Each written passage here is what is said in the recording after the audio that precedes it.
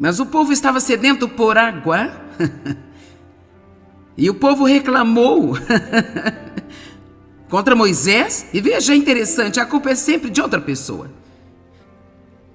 E diz: por que você nos tirou do Egito e nos trouxe para morrer aqui? Vamos morrer de sede? Então no capítulo 16 eles iam morrer de fome, e agora no 17 eles estão morrendo de sede. Eles estavam com problemas sérios.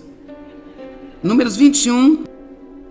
E partiram do Monte Or pelo caminho do Mar Vermelho para contornar a terra de Edom, mas o povo ficou impaciente, deprimido, muito desencorajado por causa das provas. E o povo falou contra Deus e contra Moisés, dizendo: por que nos tirou do Egito para morrermos no deserto? Onde não há pão, onde não há água, e a nossa alma tem fastio deste miserável maná. Está caindo do céu a cada dia. Agora, vamos lá. Por favor, vamos lá. E sabe, é por isso que eu sinto a urgência, às vezes, de dizer às pessoas: mais do que um milagre, precisamos de maturidade espiritual. Porque veja, se Deus lhe dá um milagre, você ainda não cresceu espiritualmente, e quando você tiver problema, você terá que ter outro milagre. Da próxima vez que tiver problema, terá que ter um outro milagre. Mas se você é maduro espiritualmente, então você pode ser o mesmo, não importa quais sejam as circunstâncias. E esse é o objetivo de Deus em nossas vidas. Não é de nos tratar como bebês, onde a única maneira de sermos felizes é tendo a nossa mamadeirinha, nossa chupetinha, nossos cobertorzinhos, todas essas coisinhas. Você pode imaginar o quão animados eles estavam a primeira vez que viram o maná? Oh Deus, isso é tão legal! Oh Deus, nosso Deus é um Deus maravilhoso. Se soubesse a canção, eles teriam cantado. Nosso Deus é tão maravilhoso, Ele reina.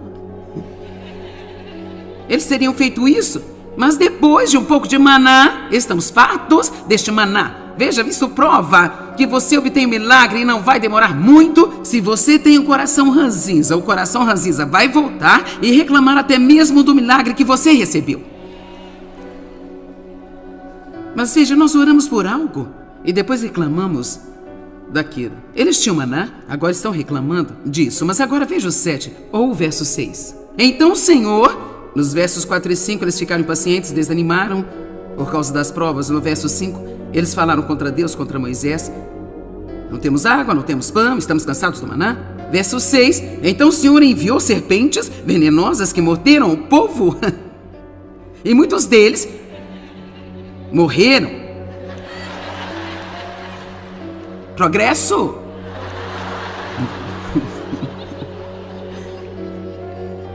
Murmurar, resmungar, reclamar, não apreciar os milagres de Deus, resmungar, encontrar falhas. A porta está aberta para serpentes. Elas mordem você e você morre.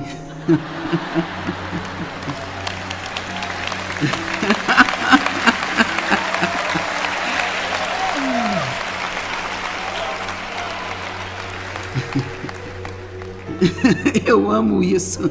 Isso é como comédia para mim. Verso 7. Então o povo veio a Moisés e disse: nós pecamos. 23.000 pessoas tiveram que morrer para que entendessem. E todos eles caíram mortos em um só dia. Como algo está acontecendo aqui, gente? As pessoas estão morrendo à direita e à esquerda. Talvez nós tenhamos feito alguma coisa errada. E sabe, isso é cômico, mas a coisa que nós temos que entender é que isto foi a consequência de reclamar. Algo que muitas vezes nem sequer vimos como pecado. Eu me atrevo a dizer que 99% das pessoas... Filipenses 2,14. Façam tudo sem murmurações, discussões, queixas contra Deus e questionamento entre vós. O verso 15 continua a dizer que você pode mostrar-se como uma luz brilhante em um mundo escuro. Que você pode mostrar-se como sendo um filho de Deus. Então, uma das coisas que Deus está procurando é por uma diferença em nós no mundo, onde há reclamação, murmuração, onde encontramos falhas em tudo. Não devemos fazer assim. Não vamos fofocar, julgar ou criticar. Agora, vou lhe dizer algo sobre todo este reino de julgar as coisas antes de eu entrar nisso. Na verdade, Paulo nos disse para julgarmos o pecado. E ele até mesmo chegou ao ponto de dizer que se a pessoa que não se arrepender e continuar com esse comportamento, você não deve ter comunhão com ela. Então, quando eu digo não julgue, não é para deixarmos de ver o pecado ou apenas passar por cima das coisas e deixar todo tipo de lixo ficar na igreja e não lidar com isso, porque nós não queremos julgar. Não queremos julgar.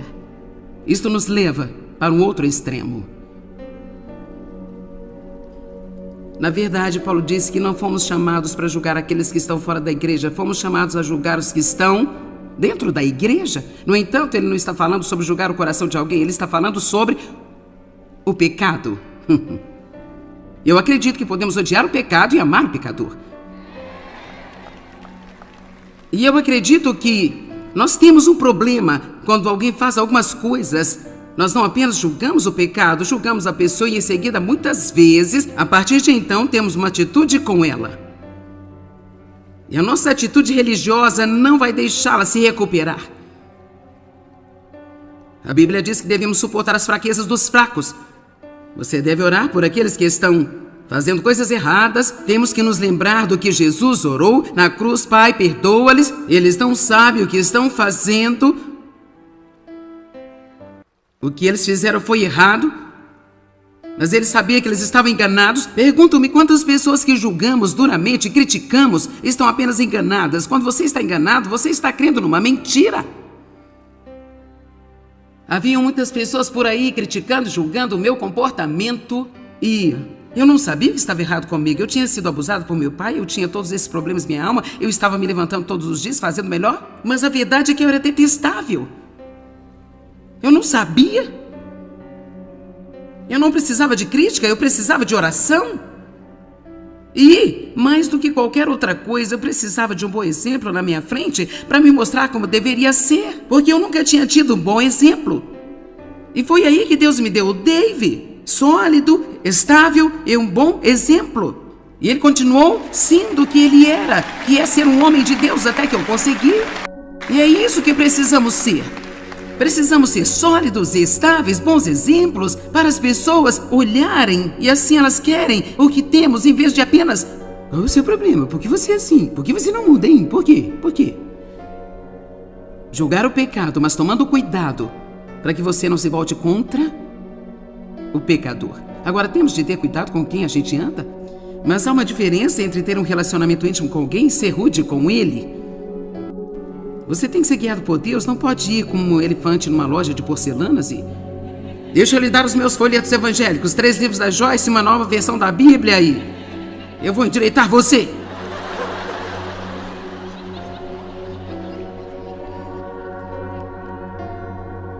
Então não é que nós julgamos o pecado, mas você ainda tem que ter cuidado como você trata o pecador. Agora Mateus 7.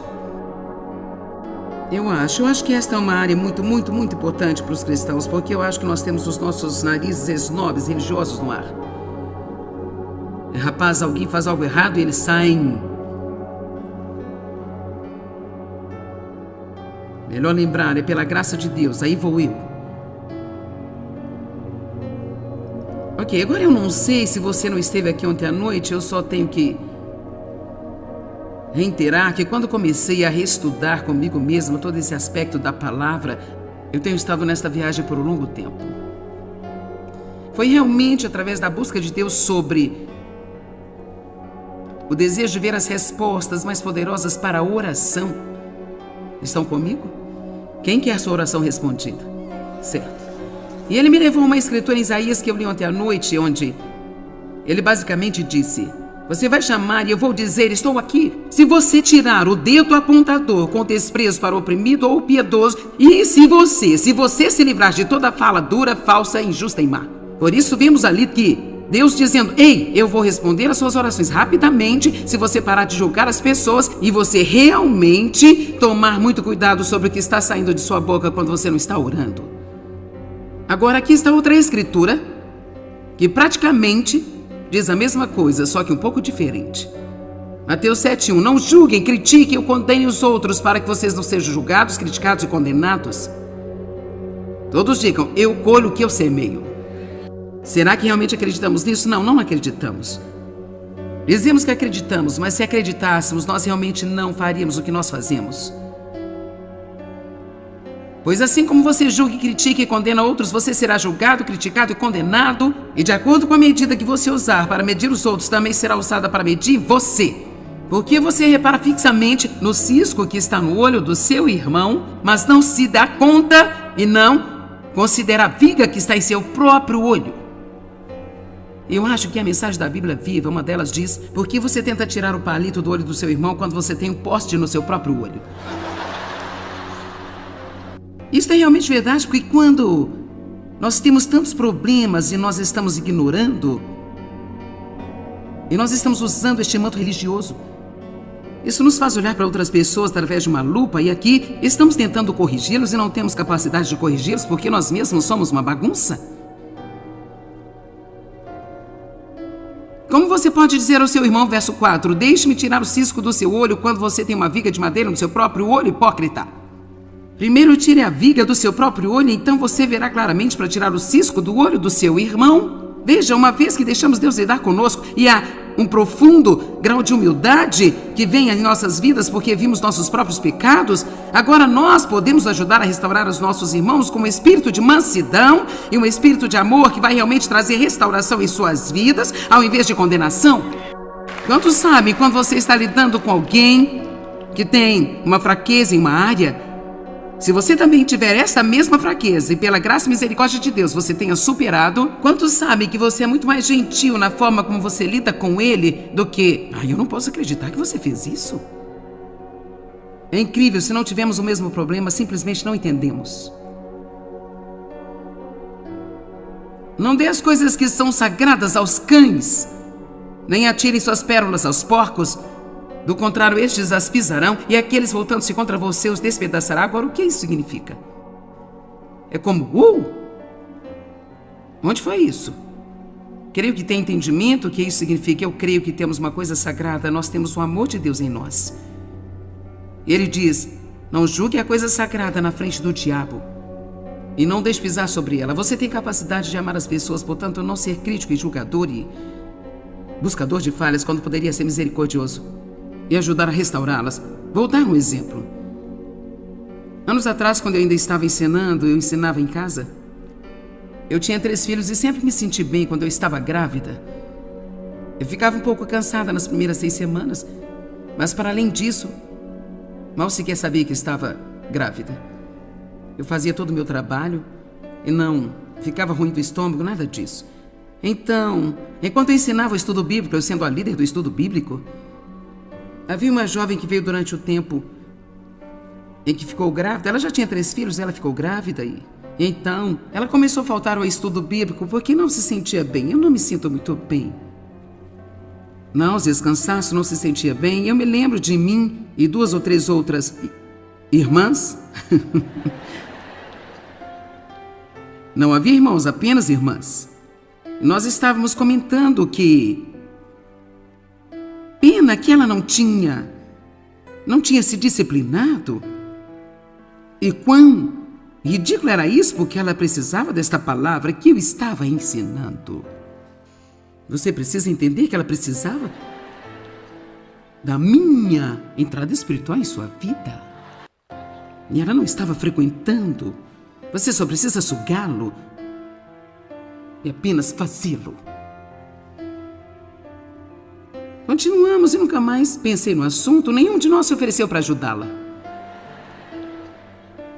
Ninguém se ofereceu para ir limpar a sua casa naquele dia para que ela pudesse vir. Nós nem oramos por ela.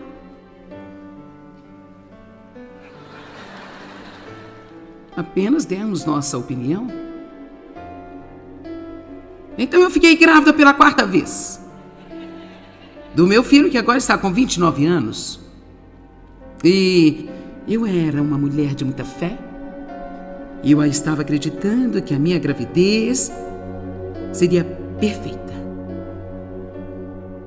Agora eu nem sequer orei para as outras 3, porque, sabe, agora eu era uma mulher de fé e poder. Comecei a passar tão mal. Eu quero te dizer que eu estava cansada, eu estava enjoada. Quer dizer, do topo da minha cabeça às solas dos meus pés, eu me sentia horrível, doente, horrível. Nenhuma energia, dificilmente eu conseguia me arrastar para fora do sofá. Eu não entendo o que está de errado. Tenho orado, estou repreendendo demônios, eu estou crendo em Deus. E eu apenas fiquei doente. E certo dia eu ouvi a minha família no quintal brincando. Dave brincava com as crianças, jogando bola. Eu pensei, eu só queria poder ir ficar lá com a minha família. E eu não sei porque eu tenho que ficar tão doente. Então eu disse a Deus. Isso é uma coisa tão valiosa. Eu disse a Deus, ok, o que está errado aqui? Eu quero desafiá-lo quando as coisas não estão indo bem a dizer isto, mas esteja bem aberto para o que Deus vai falar ao seu coração. No minuto em que eu disse isso para Deus, foi como se eu tivesse uma visão. Eu vi essa mulher que estava em meus estudos anos antes. E eu vi as minhas 3 irmãs. E eu sabia, a próxima coisa em que eu pensei foi em Mateus 7. Eu tinha Mateus 7 aberto e eu li. E eu sabia que eu estava colhendo o que eu tinha semeado. Eu sou muito grata por esta experiência, porque nada impacta você mais que ter uma experiência pessoal, onde você sabe que Deus tem o seu número. Amém? O que vou dizer é a verdade absoluta. Orei e pedi a Deus para me perdoar e imediatamente comecei a me sentir melhor, e eu me senti melhor durante toda a gravidez. Eu tinha aberto a porta através do julgamento. Aqui está, o que quero que você veja. E eu estava lendo Mateus 7, mas por alguma razão eu acho que eu pensei que quando ele falou sobre a oração no verso 7, estávamos indo para um novo assunto. Mas agora eu sei melhor. Agora eu sei que ele está dizendo, e assim, vamos colocar assim, se você não julgar e criticar e condenar, se você não apontar o dedo para outras pessoas e dizer coisas feias sobre elas, se você amar as pessoas, agora você pode continuar a pedir e será dado a você. Continue a procurar e você encontrará. Continue batendo e a porta será aberta, pois todo aquele que pede recebe, e aquele que persiste em buscar vai encontrar, e aquele que continua batendo a porta será aberta. Eu acredito que ele está dizendo que se você quiser suas orações respondidas, então pare de julgar, de criticar e apontar o seu dedo para outras pessoas. Quantos podem ver isso? Isso é tão simples como poderia ser. Ele não estava falando sobre um assunto e de repente foi para um outro assunto totalmente subjetivo, porque de repente depois disso ele fala como ter suas orações respondidas. Eu não sei você, mas eu não quero perder tempo.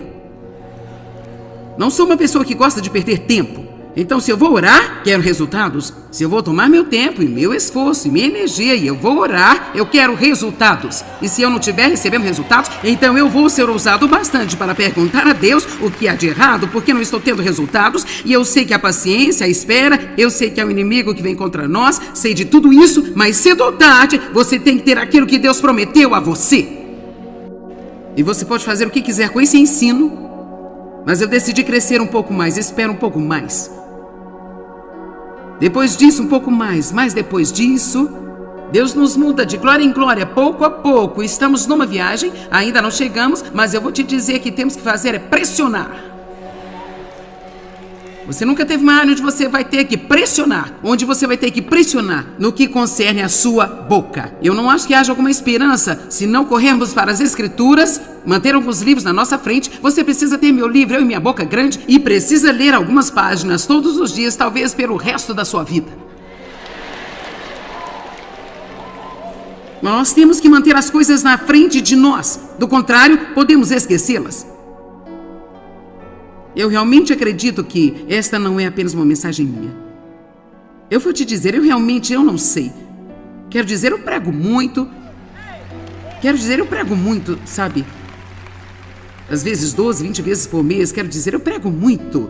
E eu não digo nada que eu não sinta que Deus está me guiando, mas há coisas que eu me sinto mais forte a respeito. Ontem mesmo David disse, quando eu desci os pequenos degraus, ele sempre está lá me esperando, ele disse, você está com fogo hoje?